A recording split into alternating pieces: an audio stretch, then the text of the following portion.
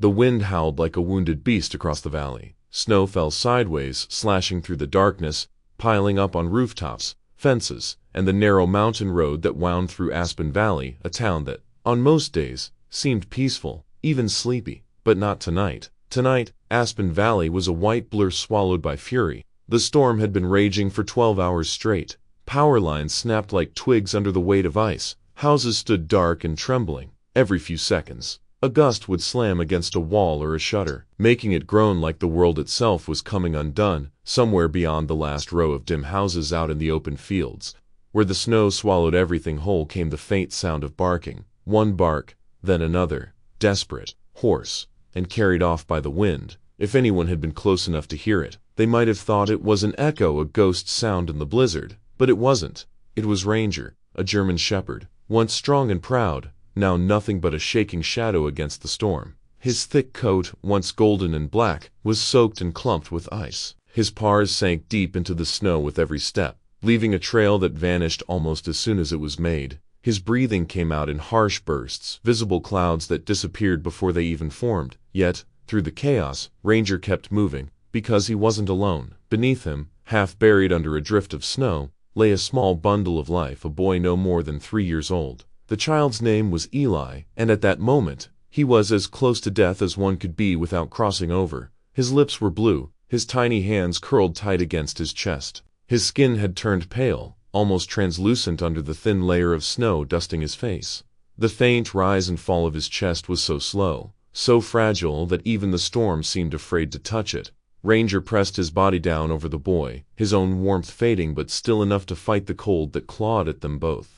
The dog's eyes, dark and clouded with exhaustion, darted around, scanning the endless white for something, anything that could save them. But there was nothing, just the storm, and the dark, and the kind of silence that feels like it's swallowing time itself. Ranger let out a small, broken whine. Then, gently, he nudged Eli's cheek with his nose. When that didn't work, he began licking the boy's face, slow, rhythmic, insistent, as if the act itself could pull him back from the edge. The boy didn't stir. The dog whimpered again, a sound that was half cry, half plea, and curled closer, his fur pressed against Eli's neck, his heart beating weakly against the boy's chest. His body shook violently, but still he stayed. Every instinct screamed for him to find shelter, to move, to survive. But Ranger was a creature bound by something deeper than instinct. Once, not long ago, he'd been trained to serve, to protect.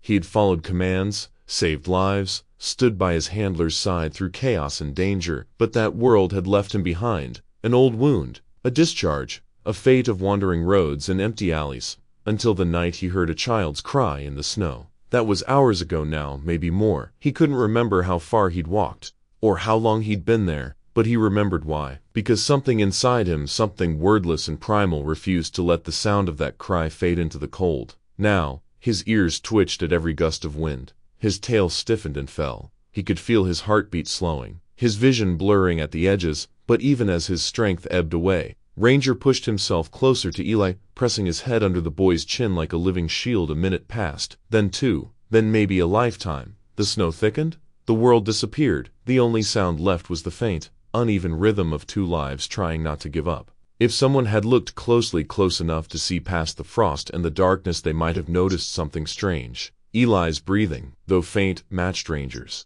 Every shallow inhale of the boy seemed to follow the dog's ragged exhale, as if their bodies had struck a silent pact. If you keep breathing, I will too. Ranger didn't understand death, but he understood loyalty, and that storm was enough. His eyes began to close. The world tilted, light and sound fading into something distant, something soft. His paws twitched in the snow. His nose rested against Eli's shoulder. He could smell the faint, human scent, milk, soap, warmth beneath the frost. It reminded him of something long ago, a place with firelight and gentle hands. He wanted to go there, but he couldn't leave, not yet. So he stayed, half dreaming, half dying, while the wind screamed above him like an angry god. Time became meaningless. Somewhere in the darkness, a branch snapped under the weight of ice. The sound cracked through the storm like a gunshot. Ranger lifted his head, ears flicking weakly. Snowflakes clung to his whiskers. His gaze moved to the distance, searching. For a second, he thought he saw a light,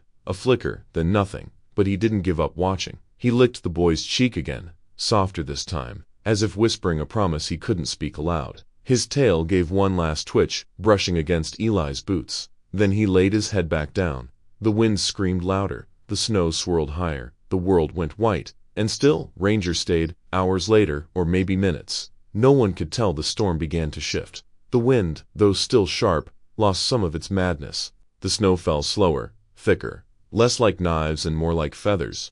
Somewhere far off, the faint hum of an engine echoed through the valley. Ranger's ears flicked again. His body barely moved, but his eyes opened. There it was again, distant, mechanical, human, a sound of life. He tried to stand, but his legs gave out. Instead he barked. Just once. It was weak, almost swallowed by the wind, but it was there. Another bark, louder, sharper, a third. Each sound tore something inside him, but he didn't stop. Because if there was even a chance, a single chance that someone could hear him, then Eli still had a chance too. The snow caught the sound and carried it somewhere unseen. And maybe that was enough. Because sometimes, survival isn't about strength or hope or even luck. Sometimes, it's about refusing to be silent. As the wind began to ease, the faint glow of headlights appeared on the horizon. Ranger's breathing slowed. His eyes fluttered shut again, the last of his strength spent. But just before darkness claimed him, he pressed one final breath into the cold air, a long, trembling sigh that settled like a prayer over the boy beneath him. And in that frozen stillness, there was something unexplainably human about it, a kind of love that needed no words, no witness. The storm howled on, but within that tiny patch of snow, there remained a flicker of warmth, faint but stubborn, like a candle refusing to die. Because sometimes, even in a world made of ice, loyalty is the only thing left that still burns. The storm had quieted, not ended, but softened into something less vicious, less alive. It was the hour before dawn when even the mountains seemed to sleep. Blanketed in white, the streets of Aspen Valley lay deserted, buried beneath drifts of snow. Streetlights flickered dimly behind veils of ice. Officer Lucas Hart guided his patrol SUV slowly through the blizzard's remains. The wipers groaned back and forth, smearing more than clearing, the heater blowing air that never felt warm enough. The radio crackled, occasionally static, dispatch chatter, then silence again. Lucas rubbed his eyes. Another long night, another storm, another empty shift. He'd done 20 years on the force, long enough to know that most nights ended the same way. Nothing happened. Until something did. He drove past the last gas station on Main Street, its sign half buried in snow. The roads here led nowhere, just into open country, where fences disappeared and the world became an endless field of white. He told himself he'd turn back after one last sweep, then head home to his small apartment, microwave something maybe fall asleep in front of the TV again. But then he heard it, a sound so faint it could have been the wind, a bark. Lucas frowned and leaned forward, squinting through the windshield. Another bark, short, hoarse, almost swallowed by the snow. He slowed the car. "You've got to be kidding me," he muttered. "Out here, at this hour." He turned off the radio and cracked the window. The cold bit into his face, immediately sharp, merciless. He listened. Nothing. Just the wind curling between the trees. He almost drove on. It wouldn't be the first time the wind had played tricks on him, made him hear things that weren't there. But something in his gut tugged at him, that quiet, insistent part of a cop's mind that says don't ignore it. He sighed. "All right," he murmured, pulling the wheel to the right. The SUV crawled off the road and onto the shoulder. His headlights swept across a wall of snow, then caught something, movement. Two glints eyes. Lucas froze. For a split second, the reflection looked like a ghost, two small orbs of light hanging in the dark. Then they blinked. A dog. He grabbed his flashlight, pushed open the door, and stepped out. The cold hit him like a slap.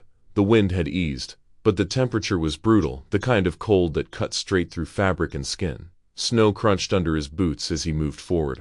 "Hey there," he called out, his voice lost almost immediately in the emptiness. "Easy, buddy, it's okay." The flashlight beam wavered in his hand, slicing through the falling snow, and then he saw it. The German Shepherd was lying half buried in the drift, its body curled protectively over something small. The dog's fur was matted with frost, its breathing shallow, one paw trembling uncontrollably. Lucas stepped closer, then froze when he realized what the dog was covering. A child. He dropped to his knees, snow soaking through his pants instantly. "Jesus Christ," he whispered. The boy looked impossibly small, his skin pale, lips blue. A tiny hand rested limply against the dog's side. Lucas pressed two fingers to the child's neck. Faint, so faint he almost couldn't feel it. But it was there, a pulse. He tore off one glove and reached for his radio. "Dispatch, this is Unit 12, he said, his voice tight. "I've got a possible hypothermia victim, child, approximately 3 years old. I need an ambulance out on Route 19, near Aspen Creek. Turn off ASAP. Copy that. Unit 12, the voice replied through static. Stay on location.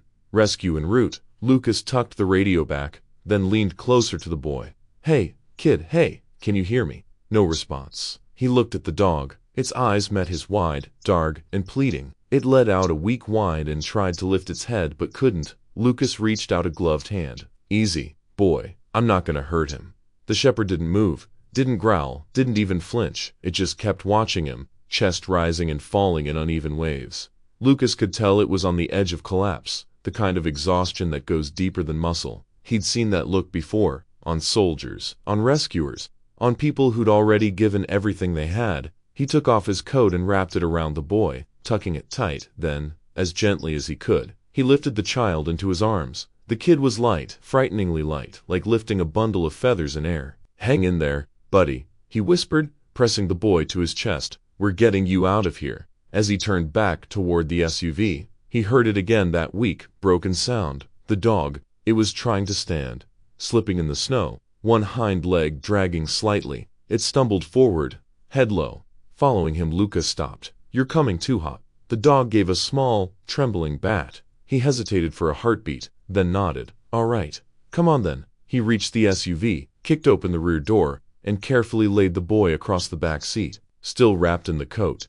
Then he turned and helped the dog up, guiding it gently by the collar. Ranger half climbed, half fell into the car, collapsing onto the floor with a dull thud. Lucas slammed the door and jumped into the driver's seat. He cranked the heater to max, praying it would do something. The boy's eyelids fluttered slightly, a twitch. Nothing more. Lucas took that as a sign. "Dispatch. I've got the child in my vehicle," he said into the radio, starting the engine. "Heading toward Mercy Hospital until ambulance intercepts. Copy. Unit 12. Emergency services notified." He floored. The SUV roared back onto the icy road, tires spinning before gripping. The headlights carved tunnels through the storm, revealing nothing but swirling white. Lucas kept glancing in the mirror. The boy's chest rose and fell barely. The dog's eyes were open, staring straight ahead, as if willing itself to stay awake. He reached back with one head. "You're doing good, kid. You too, boy. Just hold on, for a while." That was all there was, the hum of the engine, the wail of wind outside, and a faint pulse of two fragile lives behind him. Then the radio crackled. "Unit 12, ambulances en route from town, 7 minutes." Lucas pressed harder on the gas. 7 minutes felt like forever. The heater blew warm air now, fogging the windows slightly. He could almost feel the numbness in his fingers easing, but the cold still clung to the boy's skin like frost on glass. "Come on," Lucas whispered. "Don't quit on me." He'd seen death before too many times. Accidents, overdoses, violence. But this felt different, more intimate, more unfair. He couldn't stop glancing at the dog the way it stayed close, breathing shallow, its head resting near the boy's foot like it was guarding him even now. Something about it hit him hard, the sight of loyalty that refused to die. He didn't know their story, didn't know how long they'd been out there, but he knew one thing for sure. The dog had saved that kid's life. As the ambulance lights appeared in the distance, the faint red orbs cutting through the white, Lucas exhaled for what felt like the first time in hours. He pulled over, jumped out, waved his arms. The medics rushed toward him, shouting over the wind. 3-year-old male, Lucas yelled. Severe hypothermia, unresponsive but pulse present. They lifted the boy onto a stretcher, wrapping him in thermal blankets. One medic shouted vitals. Another started oxygen. Lucas stepped back, heart pounding, his breath fogging in the freezing air. Then he felt something bump his leg. Ranger. The dog had dragged itself out of the SUV. Stumbling toward the stretcher, it collapsed halfway there, legs giving out, chest heaving. Lucas bent down quickly, his hand on the dog's head. Hey, easy boy. You did good, real good." The shepherd's eyes fluttered open, and for a moment it looked straight at him, calm. "Tired but alive?" Lucas turned to the medics. "We're taking the dog too," he said firmly. "He's part of this." One of them hesitated, then nodded. "All right, get him in." They loaded both into the ambulance, the boy and the dog, side by side under the harsh fluorescent lights. As the doors closed and the siren wailed into the frozen air, Lucas stood there for a moment, watching the red glow disappear into the distance. The snow had stopped falling. The world was silent again. He climbed back into his SUV, exhaling slowly. His hands trembled, though he wasn't sure if it was from the cold or from what he'd just seen. Somewhere deep inside, something shifted, that rare, a fragile thing that keeps a man going after 20 years of seeing too much. He didn't know it yet, but that night would stay with him forever, because sometimes all it takes is a single bark in the dark for 3 lives to change forever.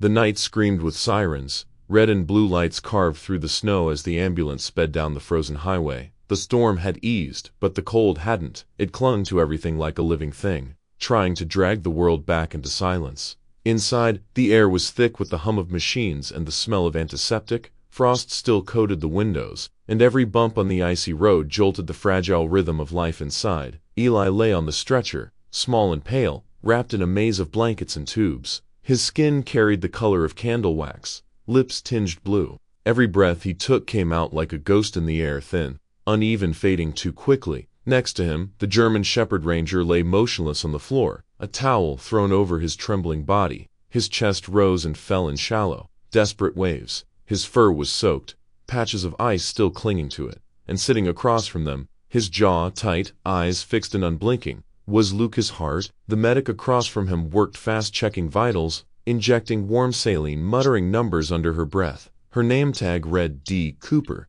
but in that moment, names didn't matter. Only seconds did. Pulse is weak but present, she said. Body temperature 30.1 Celsius. He's in stage 2 hypothermia. If we don't get that core temperature up soon, we'll lose him. Lucas swallowed hard.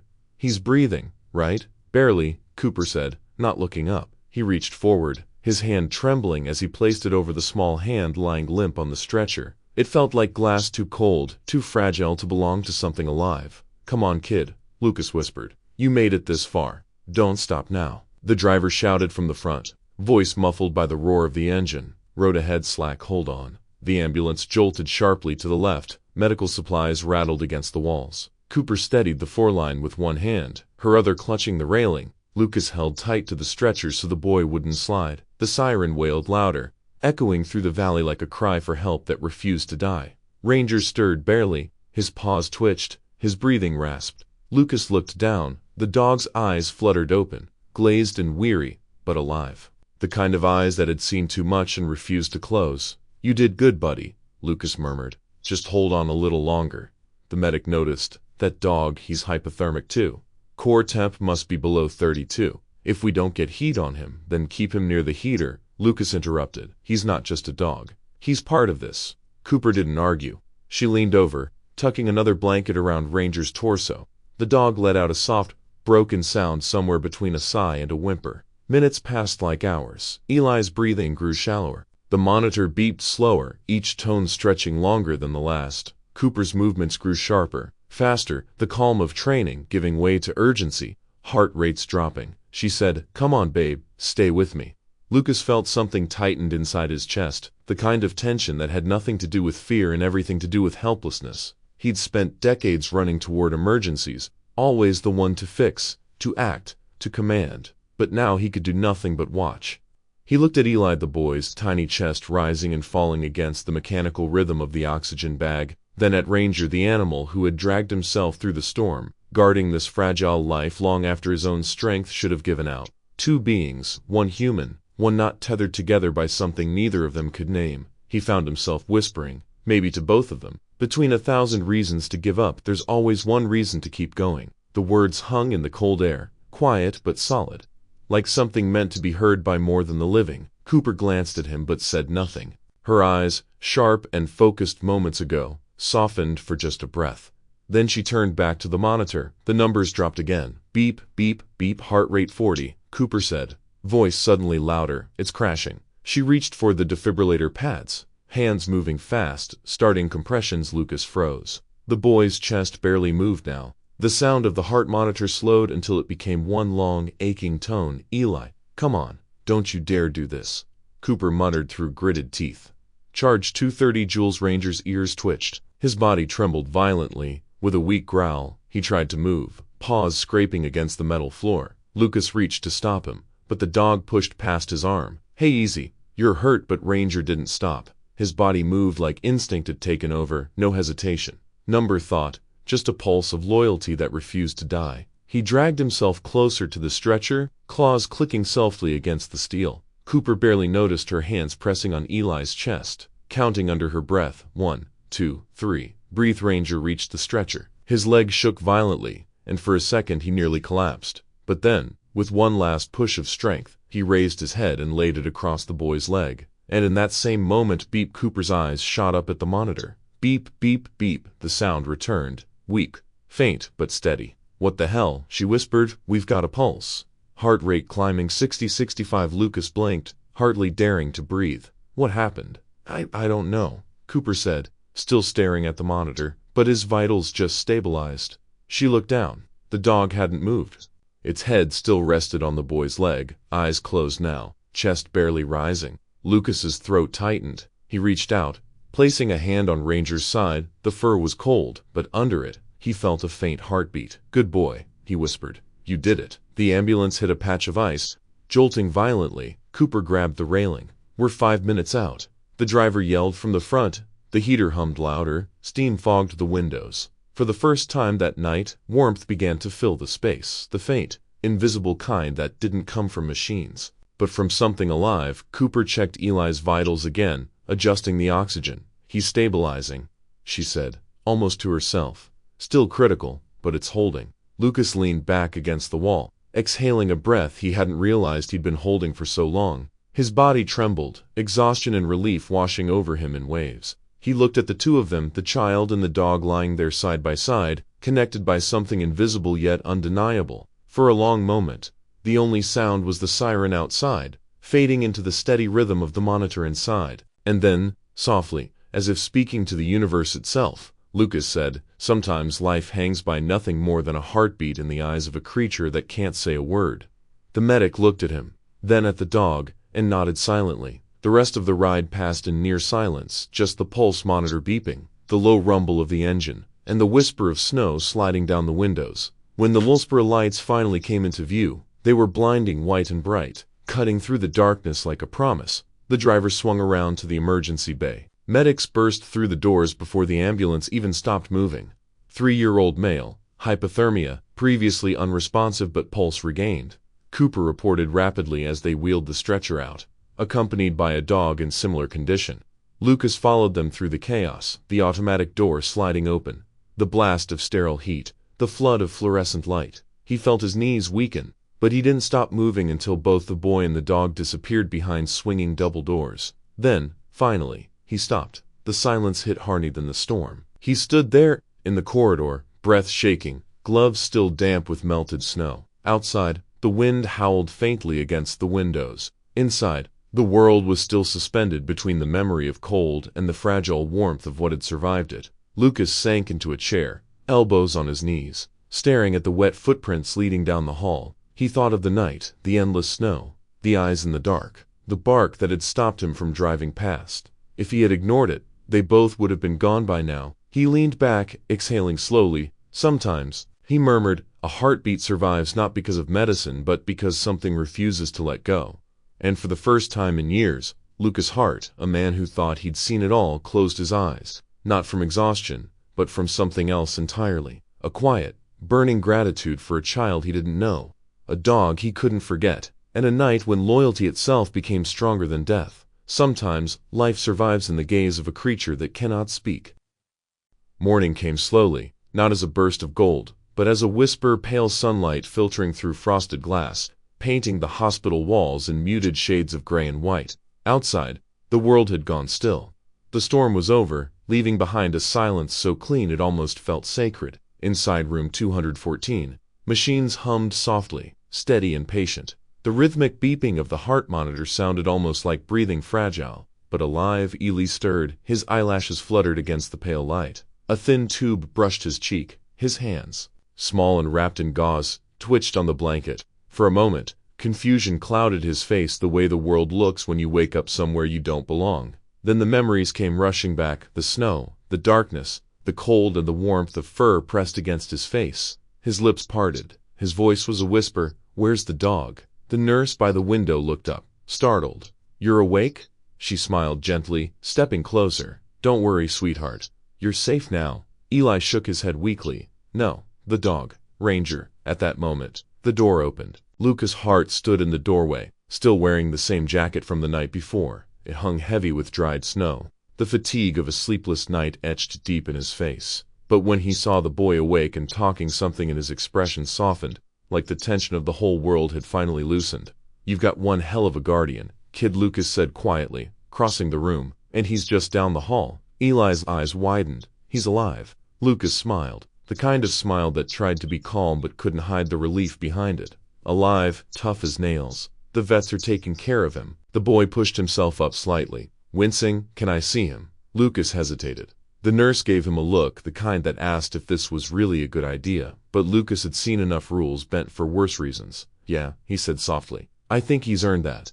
They walked slowly down the corridor, Lucas guiding the four-stand beside the boy's wheelchair. The hallways were quiet except for the soft hum of fluorescent lights. Every few steps, a nurse passed, offering polite smiles. The hospital smelled of disinfectant and coffee, the scent of exhaustion and recovery. When they turned the corner, a small glass room came into view, marked Veterinary Care Unit. It was a temporary ward, the kind hospitals sometimes used during disasters. Behind the glass, a few cages lined the wall, most empty. And there, in the middle cage, lay Ranger. The dog's body was wrapped in a thick blanket, his fur still damp but clean. An IV line trailed from his foreleg, attached to a bag hanging above him. His chest rose and fell slowly, each breath shallow but steady. A heat lamp cast a faint orange glow over his body, warming the steel beneath him. Eli froze. His hands gripped the edge of the wheelchair so tight his knuckles went white. "Can he see me?" he whispered. "Yeah," Lucas said. "Go ahead." Eli rolled closer, stopping just in front of the glass. The light from the lamp reflected faintly in his eyes. He lifted one trembling hand and pressed it against the cold glass. "Hey," he whispered, voice breaking. "It's me." For a long moment, nothing moved. Then, slowly, like waking from a dream, Ranger's ears twitched. His eyes opened. They were cloudy, tired, but the moment they found the boy, they sharpened, glowing faintly in the dim light. His tail, stiff and weak, tapped once against the blanket.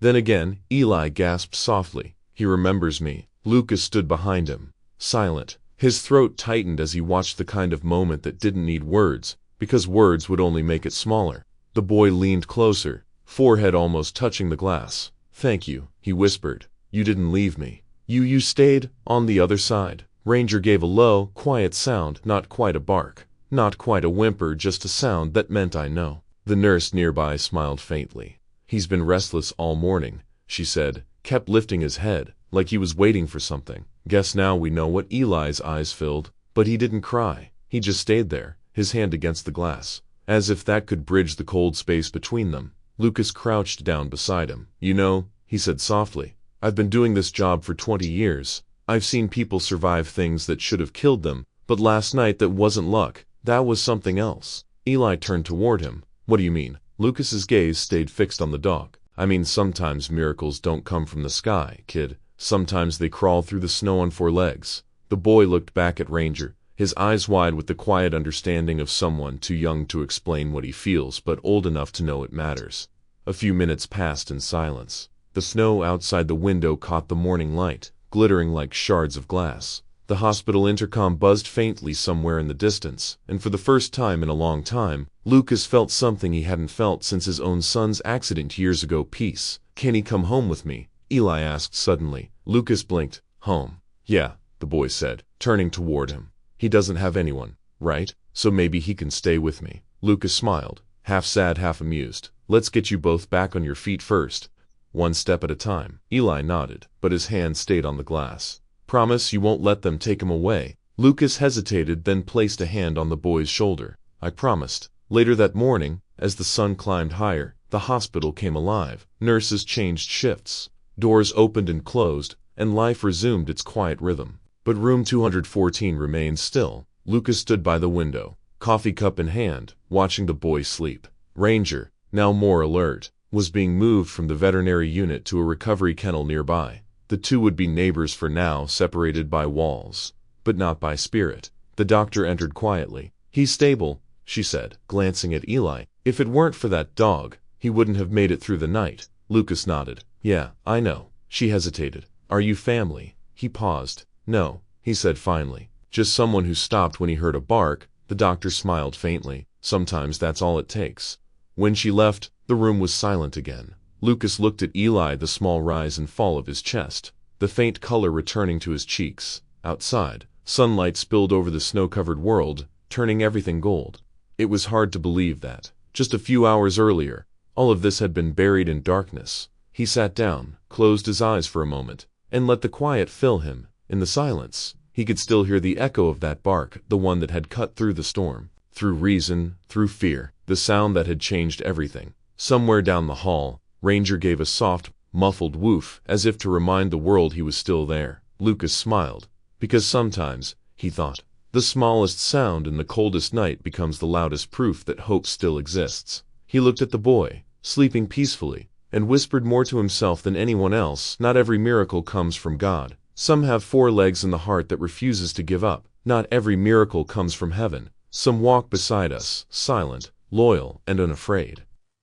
The snow outside Aspen Valley had begun to melt. It came off the rooftops in slow drips, each drop landing softly on the icy ground, the kind of rhythm that told you winter was finally losing its grip. But inside Lucas Hart's chest, the storm hadn't quite passed. He sat alone in the hospital cafeteria, coffee gone cold in his hands, staring at the boy's file. Eli Carter, 3 years old, found outside Aspen Creek Road during the snowstorm, severe hypothermia, no guardian contact. Lucas flipped through the papers slowly. The pages smelled faintly of ink and dust and something else, something like heartbreak. The report from Child Services was clipped to the front. Mother deceased automobile collision, November last year. Father, Daniel Carter unemployed. History of alcohol abuse, reported missing 2 months ago. Lucas let out a long breath and rubbed his temple. The hum of the vending machine was the only sound in the room. So that was it. The boy hadn't just been lost in the snow. He'd been abandoned there. He closed the file and stared at the dark window, his reflection faint against the snowy world beyond. The wind outside had calmed, but the memory of that night still hung heavy in the air. The sirens, the barking, the cold. 3 years old, he murmured to himself. Jesus. He thought of the way Eli had whispered, "Where's the dog?" the moment he woke up. Not, "Where's my dad?" Not, "Where am I?" Just the dog. Lucas felt something twist quietly in his chest. He stood, took one last swallow of his cold coffee, and made his way down the hall. Ranger's kennel was quiet now. The heat lamp glowed low and steady, washing the room in soft amber light. The German shepherd lay still on the padded blanket, his breathing shallow but calmer. His bandaged leg twitched occasionally, as if dreaming. Lucas crouched beside the cage. "Hey, buddy," he said softly. "You're tougher than you look." Ranger's eyes opened, those deep amber eyes that had seen more than most people ever would. He didn't move much, but his gaze followed Lucas, steady and sharp. "I ran your tag," Lucas continued, his voice low. "Turns out you used to belong to the canine unit. Denver PD. You were discharged 3 years ago, medical retirement." He slid a small metal tag out of his pocket. The letters on it were scratched but still readable. Ranger K9 to 17. "I knew it," Lucas whispered. "You weren't just some stray." He leaned against the wall, staring at the ceiling. Somewhere above, the sound of the hospital intercom echoed faintly. Lucas had worked with canine units before. He knew what it took for a dog to be trained like that. Obedience, loyalty, courage beyond reason. And he also knew what happened when they were no longer useful. A bullet wound, a limp, too much trauma. They were retired, forgotten. "You've been out there a while," Lucas said softly. "Guess we both have." Ranger blinked slowly, as if understanding more than words could carry. Later that day, when Eli woke from another nap, Lucas came to sit beside him. The boy was drawing on a hospital notepad, simple lines of crayon forming shapes that only he understood. A circle, a small stick figure, a dog beside it. "That him?" Lucas asked, pointing. Eli nodded. "That's Ranger." Lucas smiled. "You're a good artist." The boy shrugged. "Mom said that too." Then, quieter, before she went to heaven, Lucas's smile faded, replaced by something softer, an ache that never really healed. "I'm sorry, kid." Eli didn't say anything. He just kept coloring, his small hands steady, his eyes too calm for someone his age. After a while, he looked up. "Do you think dogs go to heaven too?" Lucas hesitated. "Yeah," he said finally. "I think the good ones go everywhere we go. Maybe even before us." Eli nodded thoughtfully, then whispered, "I think Ranger came from there." Lucas looked at him, puzzled. "What do you mean?" Eli's eyes drifted toward the window where sunlight was breaking through the last wisps of storm cloud. "I was cold, I couldn't move, and then I heard him. I thought it was thunder at first, but it was him, barking. He found me." Lucas swallowed hard. He didn't correct the boy. Maybe he was right. That night, when the hospital quieted and the world dimmed to silver, Lucas couldn't sleep. He found himself driving to the edge of town, to the road where they'd found the boy. Aspen Creek Road was still half buried in snow. The plows had cleared just enough for cars to pass, but on either side, the drifts were waist deep. The trees stood black and silent, their branches heavy with ice. Lucas parked and stepped out. Cold hit him like a slap. His breath came out in clouds. He walked to the spot where his headlights had cut through the storm, where he'd seen those two glowing eyes looking back at him. He could almost hear it again, the faint, desperate bark carried by the wind. He closed his eyes. Flashback. The storm was at its worst. Wind screaming through the pines, snow spinning in white chaos. Ranger staggered through it, a shadow against the storm, limping on one hind leg. His fur was crusted with ice, his belly empty for days. He had been wandering for miles through back roads, alleys, and fields drawn by something primal, something that had no words, a faint cry, barely audible beneath the howl of the storm. He stopped, head lifted, ears pricked. Another cry higher, this time human. Ranger began to move, slowly at first, then faster, fighting through the wind. Each step sank deep into the snow. His breath came out in ragged bursts. His old wound burned like fire. But he didn't stop. He found the sound near a half-buried fence, a shape in the snow barely big enough to be seen. A child. Ranger pushed closer, nose pressing into the cold skin. The boy didn't move. His lips were blue, his tiny chest barely rising. Ranger went, circling once before lying down against him. He nudged him with his nose. No response. So he did the only thing he knew. He pressed his body over the boy's, curling tightly, shielding him from the wind. His heartbeat slowed, his breathing heavy, but he stayed. The snow piled higher, covering them both, until they were one shape against the white. Hours passed. Every instinct screamed for Ranger to rest, to stop. But something deeper, something older than training or instinct, kept him awake. A promise without words. Not this one. Not tonight. When Lucas found them the next morning, it wasn't luck that had kept them alive. It was love. The kind that doesn't ask why. Back in the present, Lucas opened his eyes. The wind had died down. The moonlight washed the snow in pale silver, soft and clean. He stood there for a long time, his breath fogging in the air, until finally he whispered, "You did good, Ranger." The next morning, when Lucas returned to the hospital, Eli was waiting in the hallway bundled in a blanket, sitting in his wheelchair beside Ranger's cage. The boy's eyes lit up when he saw him. He wagged his tail this morning. He said, "Look." Ranger's tail thumped once against the blanket. Slow but strong. Lucas smiled. "That's a good sign." Eli grinned. "He's getting better." "We both are." Lucas nodded, his heart swelling with something between pride and sadness. "Yeah, you both are." He looked at the boy, then at the dog, and something about the scene struck him. To survivors, bound not by blood, but by something stronger. He thought about all the scars we carry, some visible, some buried deep, and how sometimes the broken things in this world still find each other. Maybe that was the point. Maybe that was what redemption really looked like, that night. As the hospital lights dimmed and snow fell softly outside again, Lucas wrote his report. He stopped halfway through, pen hovering above the page, and instead of finishing it, he wrote a single line in the margin. "Not everyone is born into love, but to still choose love. After everything, that's the bravest thing there is." He looked out the window, where the snowflakes drifted past the glass like tiny ghosts, and thought of the boy, the dog, and the quiet miracle that had unfolded in the middle of a storm. The world, he realized, wasn't as cold as it seemed. Sometimes it just needed a heartbeat and a bark to remind it to keep going. Not everyone is born into love, but if a being still chooses to love, despite all its scars, that is the most beautiful courage of all. By the time the sun finally broke through the clouds, the storm had already become a story. It began with a few lines in the Maple Ridge Gazette. Police officer discovers boy and dog in snowstorm both survive against all odds.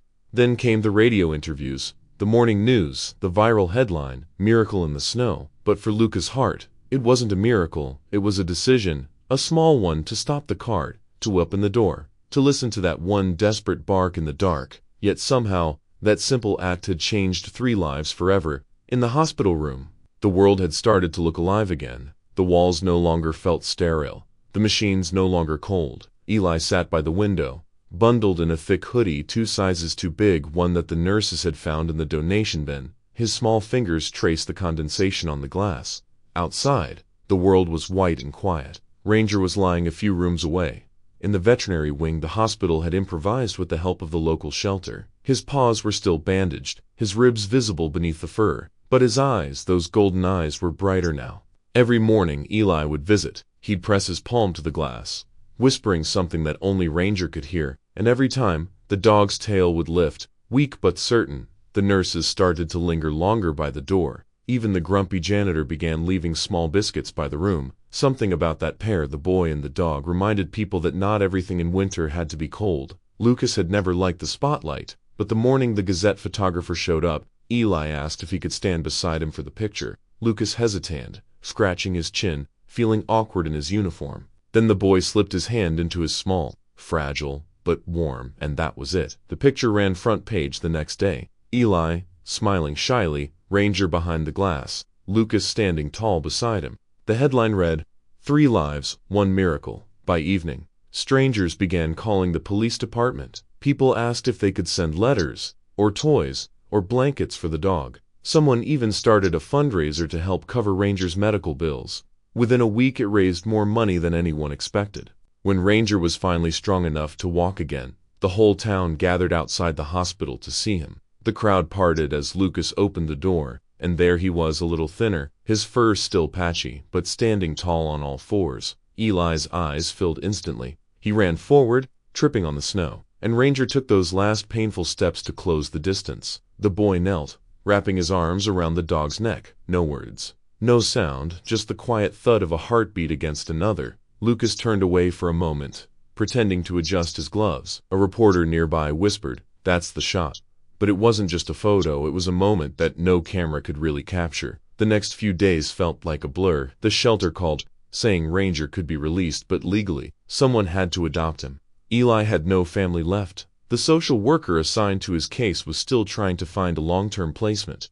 Lucas sat through the meeting, listening to the bureaucratic talk about temporary guardianship forms and protocol. Eli didn't say a word. He just sat quietly, eyes fixed on the floor, hands clenched. When it was over, Lucas stood, cleared his throat, and said, "What if I take him?" The room fell silent. The social worker blinked. "You mean the dog?" Lucas nodded once. "Both, if needed." There was a pause, the kind that hangs between disbelief and hope. And then, for the first time since the night of the storm, Eli looked up. The paperwork took a week. Each day, Lucas found another reason to visit the hospital, just checking in, he'd say. But truthfully, he couldn't stay away. He'd bring Ranger small treats from the station, jerky, sometimes a half-eaten sandwich from the shift. And he'd talk to Eli about small things.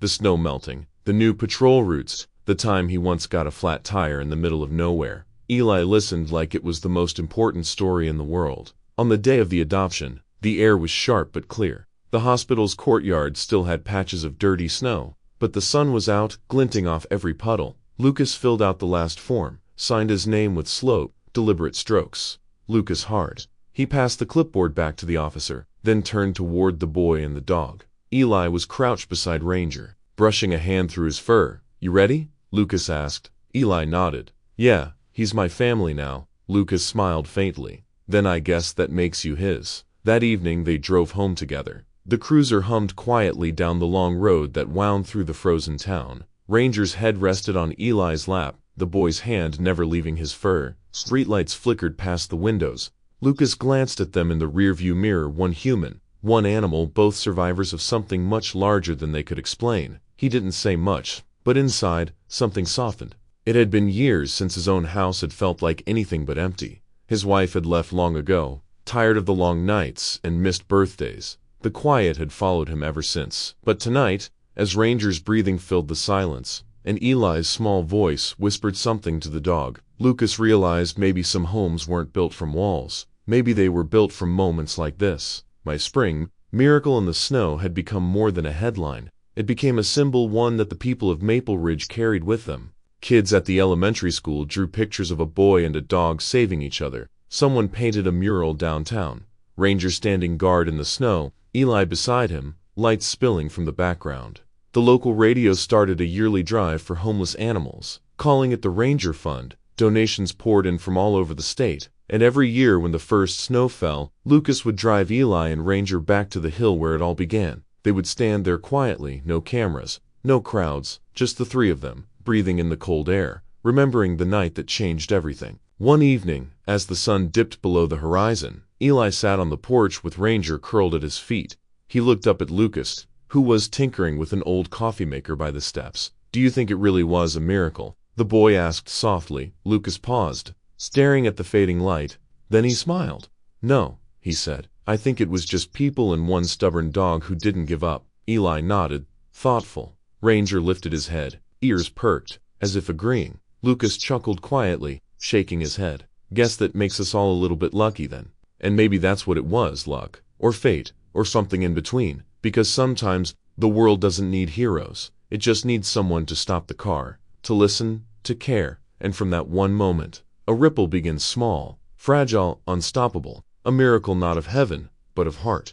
They weren't chosen, or destined, or special. They were just three souls who didn't give up on each other, and sometimes that's all it takes to change the world. The winter that almost took everything had finally loosened its grip on Aspen Valley. Now, the hills that were once buried in silence had turned soft and green again. The rivers had thawed, carrying melted snow down through the forests where the wind whispered like it was learning how to breathe again. Birds returned to the rooftops, calling out in bright, careless songs that felt like laughter, and beneath that sky clear, almost impossibly blue, a boy and his dog ran across the open field. Eli was taller now. His hair had grown a little longer, sunlit brown instead of the dull gray it used to look in the hospital light. His cheeks had color again, his laughter quick and easy. Ranger bounded beside him, all muscle and motion, his golden coat glinting under the sun. Every step of his paws kicked up grass and tiny bursts of pollen. The limp in his leg was barely noticeable now, a faint memory of the night he refused to die. Lucas sat a few yards away on a wooden bench near the edge of the field, a paper cup of coffee steaming in his hand.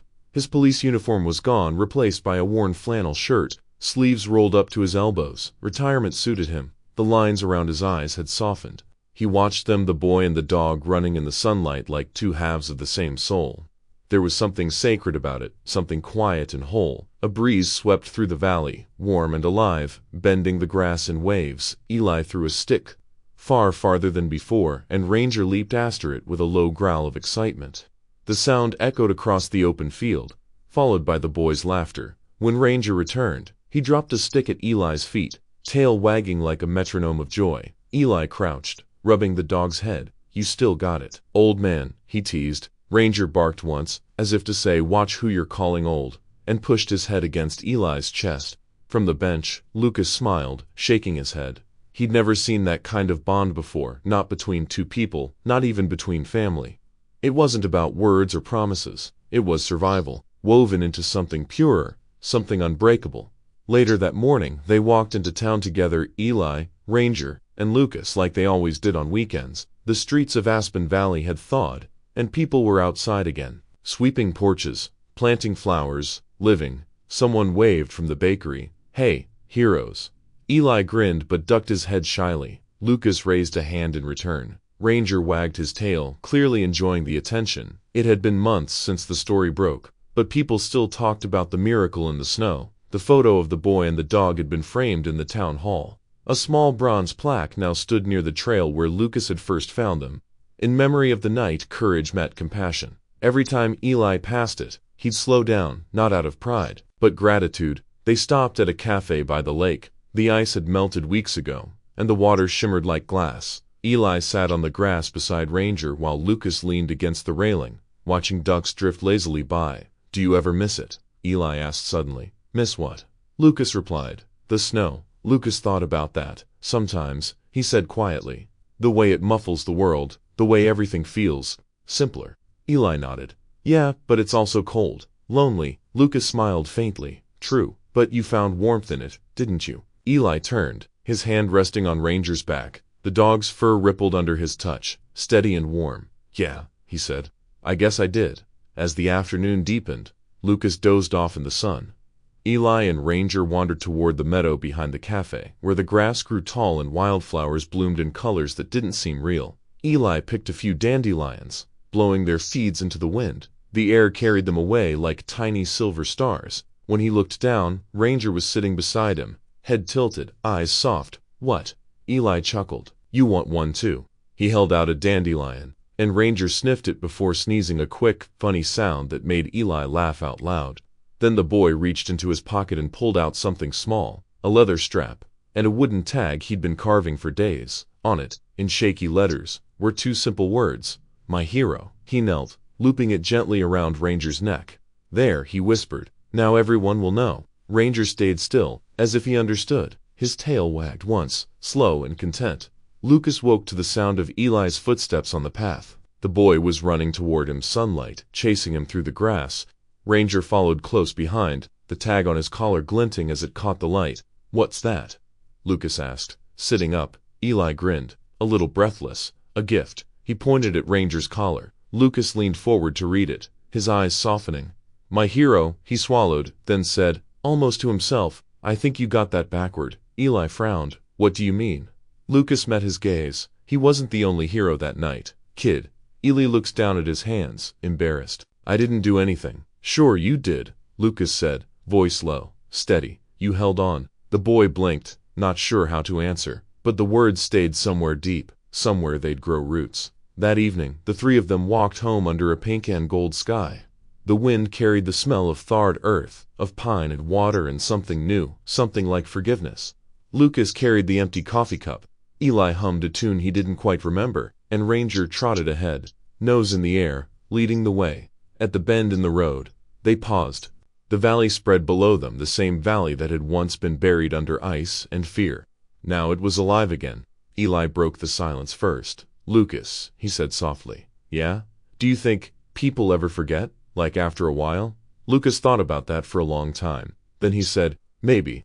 But the ones who were there, the ones who felt it, they never really do." Eli nodded slowly. "I don't ever want to forget." Lucas looked down at him, the corner of his mouth lifting. "Then don't. Just keep living like you remember." Eli smiled. With Ranger, especially with Ranger, the night fell gently, without wind or snow or fear. Stars blinked into life above the valley, not cold, but clear and endless. Inside the small cabin, the fire crackled. Eli curled up on the couch with a book, Ranger's head resting on his lap. Lucas sat by the window, sipping tea instead of coffee now, watching the boy drift toward sleep. He thought of that night, the sirens, the storm, the sound of pours crunching in the snow, how close they'd all come to never having this, and in that quiet moment, he understood something he hadn't before. Sometimes, life doesn't give second chances, but sometimes, it does, disguised as a barking dog and a broken-hearted boy in the middle of a blizzard.